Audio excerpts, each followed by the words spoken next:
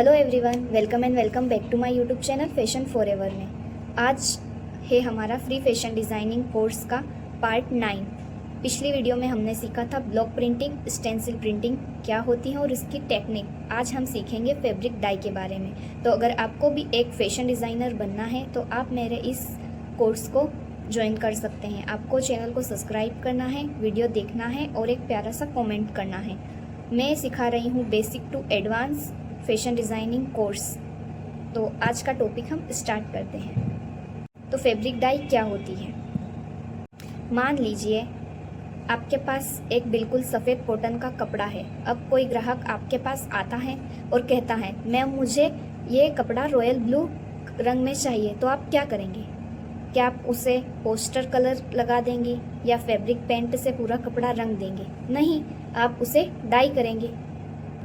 क्योंकि अगर हम ऐसा करते हैं तो सिर्फ कपड़ों के ऊपरी सतह पर कलर जाता है, उसके फाइबर तक कलर नहीं जाता है। अगर आपको पता नहीं है कि फाइबर क्या है, यार्न क्या है, यार्न से फैब्रिक कैसे बनता है, तो आप मेरी पिछली क्लास में जाके देख सकते हैं, क्योंकि उसमें मैंने अच्छे से एक्सप्लेन किया है कि फाइबर क्या होता है, फाइबर से यार्न कैसे बनते हैं और यार्न से फैब्रिक कैसे बनते हैं। ठीक है, क्योंकि हम ऐसा करेंगे तो रंग सिर्फ कपड़ों की ऊपरी सतह पर रहेगा, लेकिन ग्राहक चाहता है कि कपड़ा पूरी तरीके से उसी रंग में रंगे, जल्दी कलर ना निकले, देखने में भी प्रोफेशनल लगे।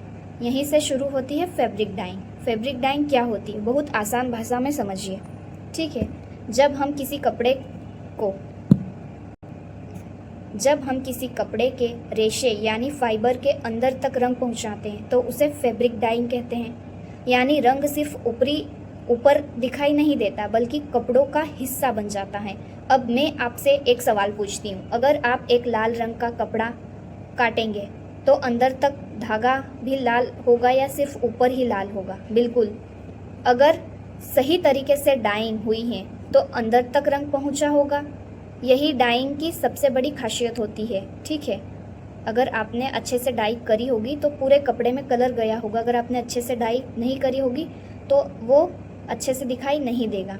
ठीक है, अब एक और ज़रूरी बात, अक्सर नए फैशन डिज़ाइनर एक गलती करते हैं। उन्हें लगता है कि फैब्रिक डाई और फैब्रिक प्रिंट एक ही चीज़ है, लेकिन ऐसा बिल्कुल नहीं है। सोचिए, अगर मैं इस सफ़ेद कपड़े पर ब्रश से एक फूल बना दूं तो मैंने क्या किया? Fabric painting. लेकिन अगर मैं पूरी सफ़ेद कपड़े को हरे रंग का बना दूं तो वह क्या होगा? Fabric dyeing. मतलब याद रखने का आसान तरीका, पेंटिंग डिज़ाइन बनाने के लिए होती है, डाइंग पूरे कपड़े को रंगने के लिए होती है। ठीक है, अब एक दिलचस्प सवाल, क्या आपने कभी सोचा है कि पहले के समय में जब इतने सारे केमिकल या रेडीमेड कलर नहीं होते थे तब लोग रंग बिरंगे कपड़े कैसे पहनते थे? असल में पहले लोग पेड़ पौधों, फूल पत्तियाँ, हल्दी, अनार के छिलके, मेहंदी, इंडिगो और कई प्राकृतिक चीज़ों से रंग बनाते थे। ठीक है, अब फैब्रिक डाइंग में दो तरीके की डाई होती है। एक होती है नेचुरल डाई, दूसरी होती है सिंथेटिक डाई। सिंथेटिक डाई वो होती है जिसमें केमिकलों के द्वारा बनती है, केमिकल को मिक्स करके बनाया जाता है। ठीक है, फर्स्ट होती है हमारी, फिर वो होती है हमारी सिंथेटिक डाई। अब आते हैं हमारी नेचुरल डाई। नेचुरल डाई जो हमें नेचर से मिलती है, जैसे प्याज के छिलके, हल्दी और मेहंदी और अनार के छिलके और बीट रूट, ये इन सारी चीज़ों से हम नेचुरल फैब्रिक डाई कर सकते हैं। तो ये कैसे कर सकते हैं ये मैं आपको आगे बताऊँ। भारत में यह कला हजारों साल पुरानी है। राजस्थान, गुजरात और कई राज्यों में आज भी कारीगर प्राकृतिक रंगों का इस्तेमाल करते हैं। लेकिन जैसे जैसे फैशन इंडस्ट्री बढ़ी वैसे वैसे सिंथेटिक डाई का उपयोग बढ़ गया, क्योंकि ये जल्दी तैयार हो जाती हैं, रंग ज़्यादा चमकीले होते हैं और बड़े स्तर पर काम करना आसान हो जाता है। अब मैं आपसे एक सवाल पूछती हूँ, अगर मेरे पास तीन कपड़े हैं, कॉटन, सिल्क और पॉलिएस्टर, क्या मैं एक ही डाई तीनों पर इस्तेमाल कर सकती हूँ? अधिकतर लोगों का जवाब होगा हाँ, लेकिन सही जवाब है नहीं। हर कपड़े के फाइबर अलग होते हैं, इसलिए हर फैब्रिक पर अलग प्रकार की डाई अच्छी तरह काम करती हैं। यही कारण है कि एक फैशन डिज़ाइनर को सिर्फ रंग पसंद होना ही काफ़ी नहीं है, उससे यह भी पता होना चाहिए कि कौन सा रंग किस फैब्रिक पर टिकेगा। ठीक है, तो अगर आपको डाई के बारे में नहीं पता है और अगर आप एक फैशन डिज़ाइनर हो तो आपके डाई के बारे में जानना बहुत ज़रूरी होता है। ठीक है, नेचुरल डाई से हम हर एक फैब्रिक डाई कर सकते हैं, लेकिन हर एक जो फैब्रिक होता है उसको डाई एब्जॉर्ब करने की क्षमता अलग अलग होती है। जैसे अगर आपने बीट रूट लिया, उसको अगर आप कॉटन के कपड़े पे डाई करोगे तो उसका गहरा लाल रंग आएगा, लेकिन अगर उसी कपड़े को आप उसी कलर को आप सिल्क कपड़े के साथ डाई करोगे तो उसका लाइट कलर आएगा। ठीक है, और हमें अगर सिल्क पे डार्क कलर चाहिए तो उसके लिए हमें क्या यूज़ करना होगा, हमें उसके लिए जैसे अलग कपड़े के लिए अलग डाई होती है, जैसे सिंथेटिक डाई होती है, तो वो भी अलग अलग प्रकार की होती हैं, उन्हें यूज़ करना होता है। तो मैं आपको डाई कितने प्रकार की होती है वो बताती हूँ। ठीक है, अब हम बहुत आसान तरीके से इन्हें समझते हैं। पहला होता है रिएक्टिव डाई। अगर आप कॉटन के कपड़े पर काम करते हैं तो इसका नाम सबसे ज़्यादा सुनेंगे। क्यों? क्योंकि कॉटन को सबसे ज़्यादा रिएक्टिव डाई में डाई किया जाता है। यह कॉटन के रेशों में अच्छी तरीके से जुड़ जाती हैं और रंग लंबे समय तक टिकता है। ठीक है, उसके बाद आता है हमारा एसिड डाई। नाम से डरिए मत, इसका उपयोग मुख्य रूप से सिल्क और वूल जैसे प्रोटीन फाइबर पर किया जाता है। फिर आता है डिस्पेयर्स डाई। अगर कपड़ा पॉलिएस्टर है तो यह सबसे उपयुक्त मानी जाती हैं। उसके बाद आता है येड डाई। यह बिल्कुल टिकाऊ रंग देती हैं। डेनिम में इस्तेमाल होने वाले इंडिगो इसका प्रसिद्ध उदाहरण है। आज की क्लास का रिवीजन कर लेते हैं पहले, उसके बाद मैं आपको आगे का समझाऊंगी। आज हमने क्या क्या सीखा है। फैब्रिक डाई क्या होती है, डाई और प्रिंट में क्या अंतर है, पहले लोग कपड़ों को कैसे रंगते थे, नेचुरल और सिंथेटिक डाई क्या होती हैं, हर फैब्रिक पर एक जैसी डाई क्यों नहीं चलती। ठीक है, डाई के मुख्य प्रकार कौन कौन से हैं अब हम जानेंगे। तो चलिए अब सीखते हैं डाइंग कितनी प्रकार की होती हैं। पहली होती है डायरेक्ट डाई।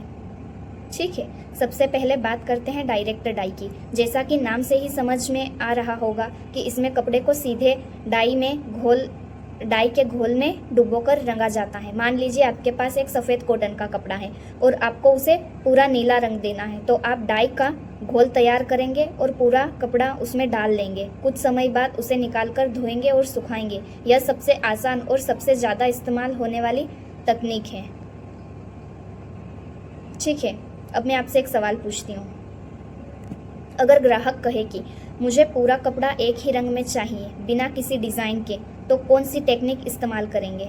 बिल्कुल सही, हमें करनी है डायरेक्ट डाइंग। ठीक है, अब आती है टाई डाई सेकेंड। अब आते हैं फेमस टेक्निक पर टाई डाई। आपने देखा होगा बांधनी, लेहरिया प्रिंट, उसे क्या बोलते हैं? Tie dye. उनको बांधते हैं पहले कपड़ों को, उसके बाद में डाई करते हैं। आपने कभी ऐसे दुपट्टे या टी शर्ट देखे होंगे जिन पर गोल गोल लहरदार या अलग अलग रंगों के डिज़ाइन बने होते हैं। वह पेंटिंग नहीं होती बल्कि टाई एंड डाई टेक्निक होती हैं। इसमें कपड़े को अलग अलग जगह पर धागों या रबर बैंड से बांधकर फिर इसे डाई में डुबोया जाता है।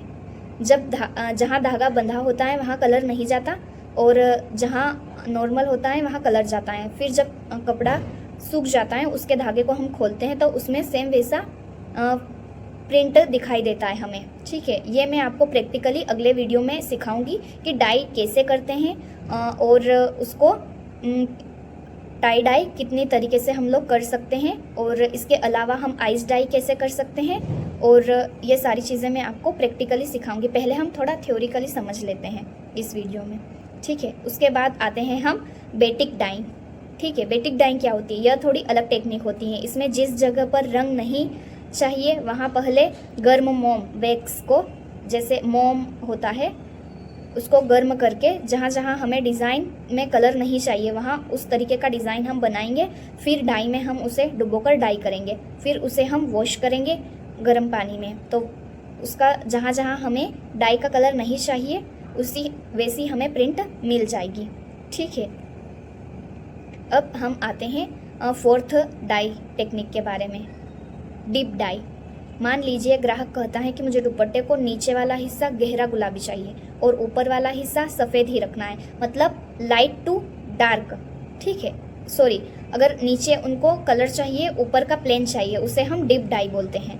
ठीक है, आधे कपड़े को रंगना उसे हम डीप डाई बोलते हैं। उसके बाद आते हैं हम ओम्ब्रे डाई। ओम्ब्रे डाई में क्या होता है, नीचे से डार्क से लाइट टू लाइट कलर आता है। बहुत सारी साड़ियाँ, दुपट्टे या बहुत सारी गाउन ड्रेसेस आपने देखे होंगे जिसका नीचे से कलर बहुत डार्क होता है लेकिन ऊपर आते आते वो बहुत लाइट हो जाता है। जैसे कि नीचे डार्क ब्लू कलर है, फिर थोड़ा ऊपर आएंगे, फिर थोड़ा लाइट ब्लू, फिर लाइट, ऐसे करते हुए सबसे ऊपर तक जाते हुए एकदम लाइट ब्लू कलर का वो होता है।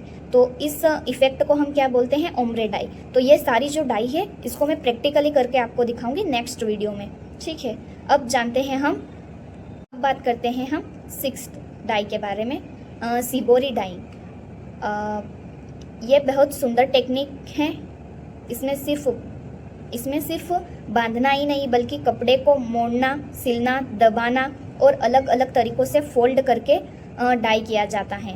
इससे बहुत यूनिक डिज़ाइन बनते हैं। अगर आप डिज़ाइनर कलेक्शन बनाना चाहते हैं तो शिबोरी डाई सीखना बहुत ज़रूरी है और बहुत ही आपके लिए फ़ायदेमंद भी होगा। आते हैं 7 नंबर डाई के बारे में, यार्न डाई। अब मैं आपसे एक सवाल पूछती हूँ, कपड़ा पहले बनता है या धागा? तो मैंने ये आपको पिछली वीडियो में सिखाया है। अगर आप इस वीडियो पे नए आए हो तो मेरी पिछली वीडियो भी जाके देख सकते हैं, ठीक है। पहले फाइबर से धागा बनता है और धागे से कपड़े, ठीक है। तो यार्न डाई मतलब पहले धागों को डाई करके रंगा जाता है, उन धागों से कपड़े बनाए जाते हैं, उसे यार्न डाई बोलते हैं। अब आते हैं 8 नंबर पर, ये होता है पीस डाई, ठीक है। इसमें पूरा कपड़ा तैयार की, इस टेक्निक में पहले पूरा कपड़ा तैयार किया जाता है। जब कपड़ा मिल से बनकर तैयार हो जाता है तब उसे रंगा जाता है। इसे पीस डाई कहते हैं। गारमेंट इंडस्ट्री में यह सबसे ज़्यादा इस्तेमाल होने वाली टेक्निक में से एक है। अब आते हैं 9 नंबर की डाई पर, ठीक है। 9th नंबर पर आती है हमारी गारमेंट डाई। पहले हमें जो गारमेंट बनाना है उसे प्रॉपर तरीके से हम बना लेंगे, उसके बाद उसे डाई करेंगे, उसे बोलते हैं गारमेंट डाई, ठीक है। अब चलिए, अब हम थोड़ा सा रिवीजन कर लेते हैं कि हमने क्या क्या पढ़ा है, ठीक है। अगर पूरा कपड़ा एक ही रंग में रंगा हो तो उसे बोलते हैं डायरेक्ट डाई, ठीक है। अगर कपड़े को बांध कर, धागों से बांध कर उसे डाई करते हैं तो उसे बोलते हैं टाई डाई। अगर मोम का इस्तेमाल किया हो डाई में तो उस डाई को बोलते हैं बेटिक डाई। सिर्फ नीचे वाला हिस्सा रंगना हो तो उसे बोलते हैं डीप डाई। अगर रंग धीरे धीरे हल्के से गहरे में बदले तो होता है ओम्ब्रे डाई। अगर जापानी स्टाइल डिज़ाइन बनानी हो तो उसे बोलते हैं शिबोरी डाई। अगर पहले धागा रंगा जाए, ठीक है, पहले धागों को रंग कर फिर फैब्रिक बनाते हैं, उसे बोलते हैं यार्न डाइंग।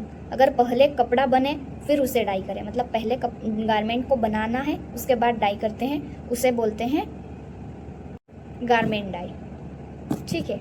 तो आज की वीडियो में हमने सीखा, थ्योरिकली सीखा कि डाई होती क्या है, डाई कितने प्रकार की होती हैं, ठीक है, और डाई, नेचुरल डाई और सिंथेटिक डाई के बारे में। अब हम नेक्स्ट वीडियो में सीखेंगे प्रैक्टिकली डाई, सिंथेटिक डाई और नेचुरल डाई कैसे करते हैं। तो आप हमारे इस चैनल को सब्सक्राइब करना, वीडियो लाइक करना, शेयर करना और एक छोटा सा प्यारा सा कमेंट करना, ठीक है। अगर आप भी एक प्रोफेशनल फैशन डिज़ाइनर बनना चाहते हैं तो मेरे इस कोर्स को ज़रूर फॉलो करना, क्योंकि मैं इसमें बेसिक से एडवांस तक की सारी चीज़ें आपको बताने वाली हूँ।